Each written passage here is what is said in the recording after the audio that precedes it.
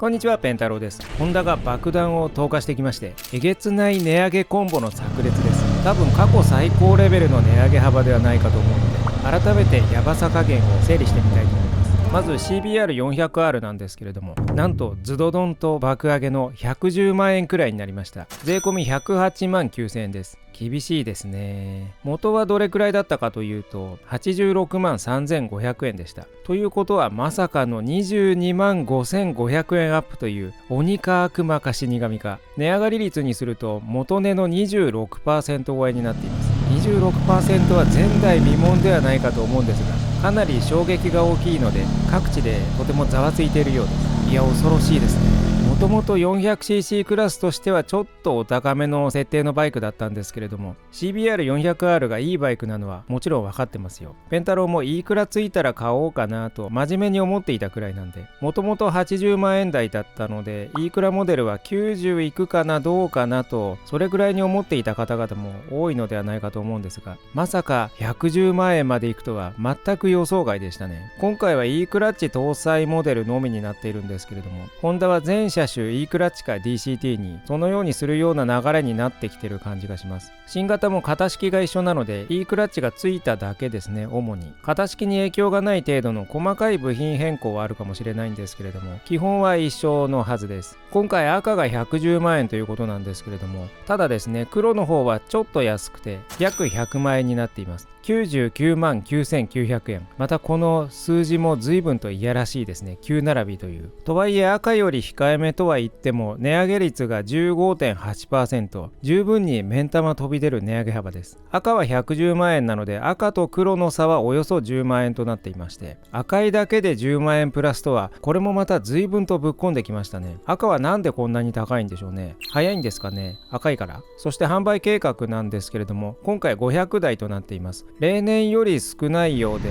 いつもより売れないと見込んでいるそのようですね。数を減らしてでもあえて値上げを選んだということになるので、ここには今後のホンダの方針が透けて見えてきます。具体的には他の車種と合わせてこの後考察していこうと思うんですけれども、ちなみに CBR400R の赤は丸めのミドルの CB650R E クラッチと全く同じ価格です。大型と同じということはですよ、 CB650R 系の値上げも相当やばそうですね。今後この辺の値上げについても後ほど予想していこうと思います。次に兄弟の NX400 なんですが、こちらもびっくり110万円オーバーになりました。元は89万1000円だったので、そこから111万円となったことで値上がり率は 24.6% です。 CBR400R の赤とどっこいどっこいの値上げ率ですね。あれ、トランザルプってこれくらいじゃなかったっけと思ったりしたんですけれども、初期型の価格を見てみたら126万5000円でした。今回の NX400 よりちょっと高いんですけれども、気分的には近いくらいではないかなと、そんな風に感じるくらいの価格帯になりますね。またフォルムが似たような系統には NC750X もあります。こちらは99万7700円となっていまして、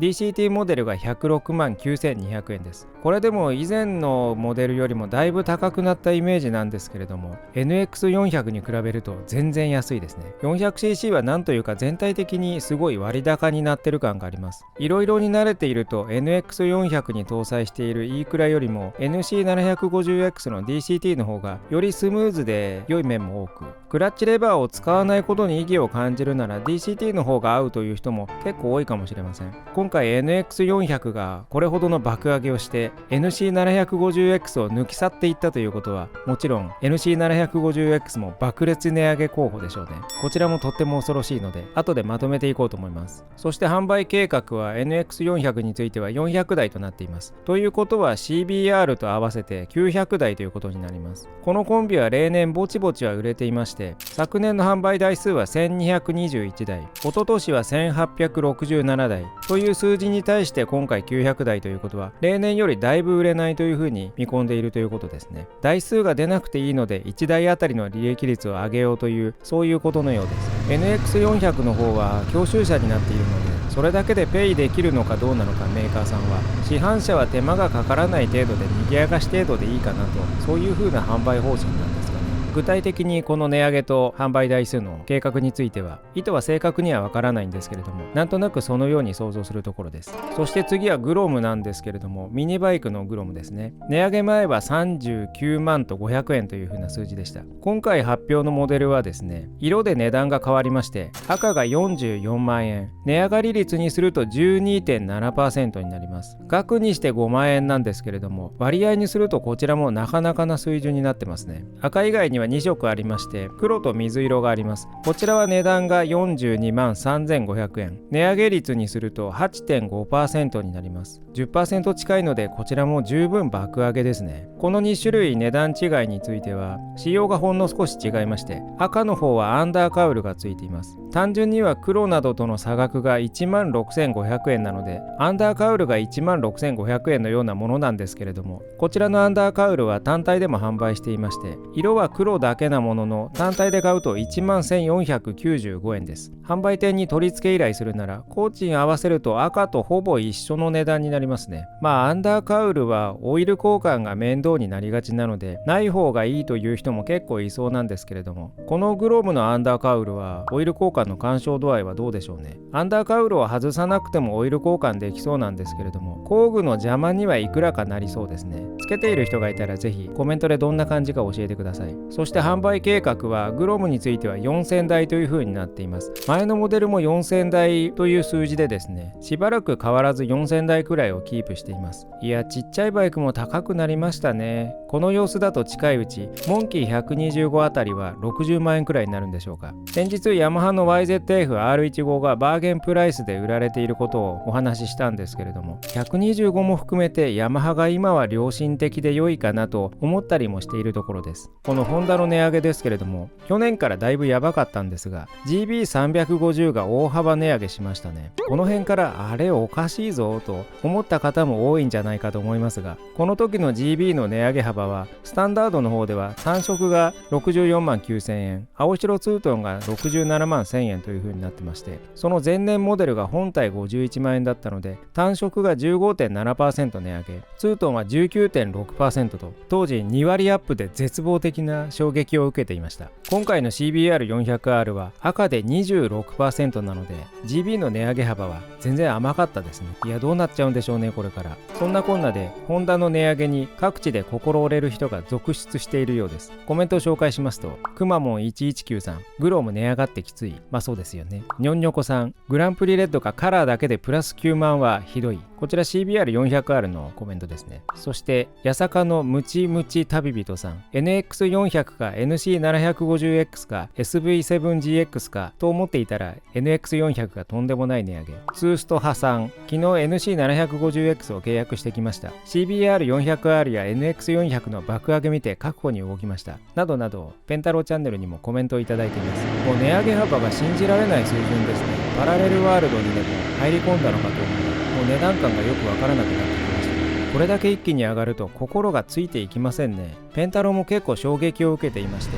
CBR400R はさすがにいいとこ5万アップぐらいかなと思っていたんですが、一気に20万以上の 25% 以上値上がるという、この値上げ水準は本当に史上最高ではないかと思っています。そして今後のホンダ車の価格がとても心配になってきますよね。ペンタローも心が持たなそうで、そろそろバイクを引退するかもしれません。いろいろ見ていくと CB400 スーパーフォアが出ますね。今年の秋か年明けて春か、およそその辺と噂されていますけれども、 CBR400R が110万円になったので、それより高いんでしょうね。おそらくもう200万ですかねとかぶっ込んでくるんじゃないかと思うくらいのこの辺の値上げですけれども、先日はですね CBR400R が E クラッチ搭載で90万円にはなりそうですよねという風な感じの話をして、なので CB400 スーパーフォアは最安で99万ぐらいはありえるかなという風に予測していたんですけれども、最大で108万くらいかなっていう、その幅くらいですかねっていう風に予測していましたが、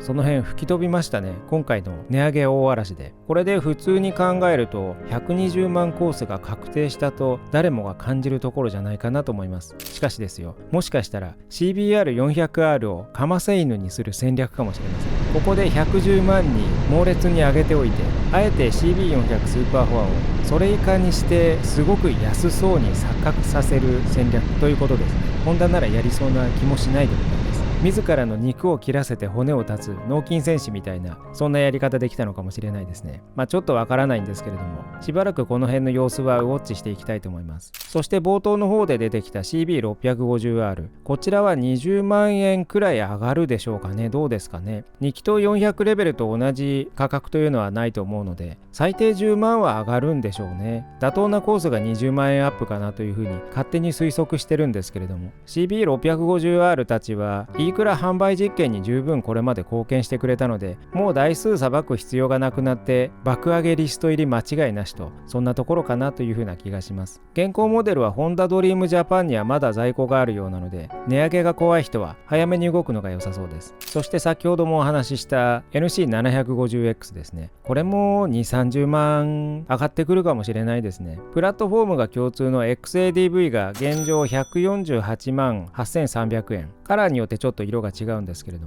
それに対して NC750X の DCT が106万9200円、その差が40万円なので、20万円くらい上げるのは余裕と思ってる感じがしないでもないですね。 NX400 と同じく大型二輪教習車になっていまして、市場で売れなくてもペイできるので、台数より値上げに行きそうというふうな、そんな気もしますし、販売計画台数は昨年で700台とそう多くはないので、単価を上げた方がメーカーにはメリットがあるのかもしれないですね。いずれにせよ、さすがに NX400 より安い状態のままとは全く思えないので、大きく値上がるのは間違いなさそうなんですが、メーカーがどう考えるかによるので、実際どうなるかはわからないですね。こちらも今後の展開が怖いです。そんなこんなで湧いてくる、果たしてホンダは大丈夫なのか疑惑。有名な話ですが、ホンダは会社がすごい赤字です。直近ですね。 EV 全振りという当時みんながと思った戦略なんですが、この辺をやめて損失計上して赤字という、そんなことになっています。なんですが二輪は黒字です。というか二輪だけ稼いでいます。主にアジア方面でほとんど稼いでいるので、ホンダはアジア二輪一本足打法みたいに会社がなっていますね。その利益をいろいろなところで食い潰すという状態に数字を見ると思えてくるんですが、会社が赤字なので世界的に二輪の単価を上げて赤字補填する方針なのかどうなのか、とにかく二輪のアジア方面の稼ぎが生命線なので、ガツガツ稼ぎに来るでしょうね。参考までに競合他社の状況は、ヤマハはですね、二輪事業が足元は絶好調で、会社も好調です。配当が35円から50円に増配という風になっていて、すごくいい感じですね。スズキは全体的に好調が続いていまして、四輪二輪とも主にインド方面とかそちらの方でうまくいってる模様です。川崎重工業はバイクは微妙なもののメインの事業は好調で、グループの会社全体は調子が良さそうです。ホンダはいろいろ心配ですね。今回値上がって皆さんが支払う分のお金は EV 損失の補填に回っていくという、そんなことのようです。そう思うとすごく切なくなってきますね。ただ世界のホンダ、きっと立て直してこれからも素晴らしい製品を作ってくれると信じていきたいですね。またいろいろ詳しい情報が出てきたら紹介しますので、よろしければ高評価、チャンネル登録、ハイポーいただけるとありがたいです。ペンタロー LINE スタンプもあります。ラジオチャンネルでバイクの小話、90円のメンバーコンテンツでプライベートな話をしているので、よろしければそちらもご覧ください。じゃあまたねー。